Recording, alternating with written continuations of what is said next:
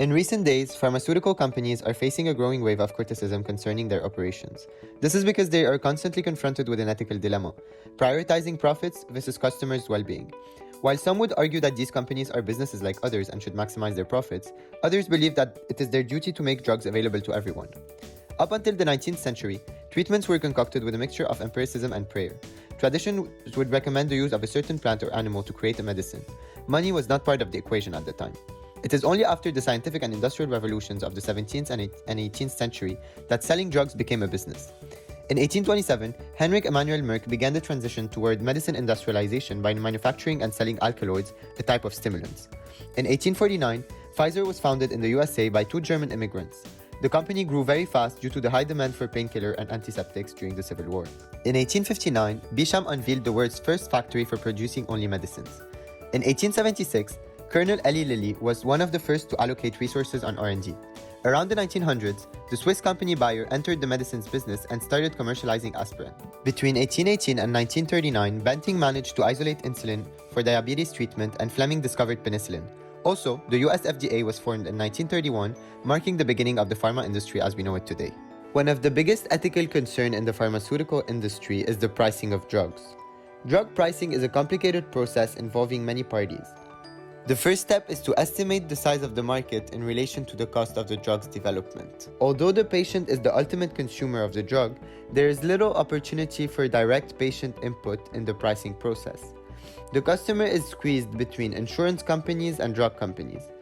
In some countries, the prices of drugs need to be approved by the government, but this is not the case of the US, for example, causing price discrepancies between countries. Drug prices increase every year, causing many consumers to either compromise on dosages or go without critical medication. Valent Pharmaceuticals raised their price of hard drugs Isuprel by 525% following their acquisitions from Marathon Pharmaceuticals. This prompted government intervention. Let's take the example of remdesivir, which is a drug shown to shorten recovery time for severely ill COVID-19 patients.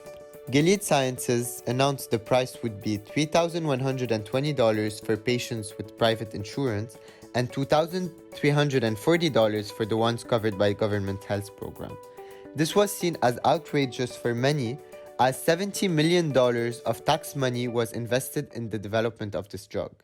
Moreover, the drug does not reduce the mortality rate, causing even more controversy over its price.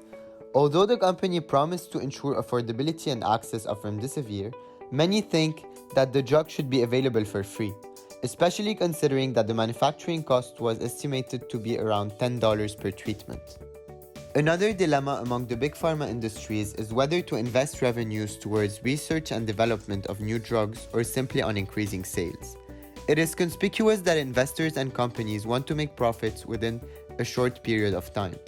However, good quality R&D is a long-term success and is usually expensive. Naturally, the industries would shift towards the more practical choice, which is funding existing products. The question then is raised: is this an ethical practice considering that the discovery and development of drugs is crucial to improve and/or save patients' lives? Well, first, the pharma industries could lose all of the developing funds if the product is rejected by the FDA. So, they spend money on marketing to build a brand name for their drugs before focusing on the research. This helps the consumers and doctors pinpoint the appropriate drug for certain diseases. Although it may sound odd, putting more funds in marketing is actually likely to improve the quality of a company's science. Companies that focus on developing and marketing particular therapeutic areas will be able to attract talents and offer appealing careers to highly specialized scientists, which will then be key assets in the research and development part of the company. Steve Jobs argued about putting funds in R&D, saying, "Innovation has nothing to do with how many R&D dollars you have. It's about the people you have, how you're led, and how much you get it." Putting more funds in R&D is a challenge for pharmaceutical industries. But R&D is crucial for drugs to become more prolific and treat patients with a minimum number of side effects. Furthermore, it might give answers to diseases deemed incurable such as AIDS and cancer. The future of pharma as a healthy and sustainable industry will require business leaders to shape a corporate culture that earns its license to operate in the eyes of the public. Pharma companies should look at the values underpinning socially responsible behavior and consider how these can be embedded from top to bottom in their organization. It will also require boards to take a stance against those often powerful shareholders driven only by the desire to make short-term profit. It will mean winning over industry analysts by demonstrating that ethical behavior is not only the right thing to do, but that it will also deliver commercial success. Winning and keeping public trust is the battleground that will secure the industry's future. And it is a battle worth fighting, as it will not only ensure the long-term sustainability of the industry, but will also result in pharma taking its rightful seat at the table in solving some of the biggest health, social, and economic challenges that are facing the global community in the 21st century.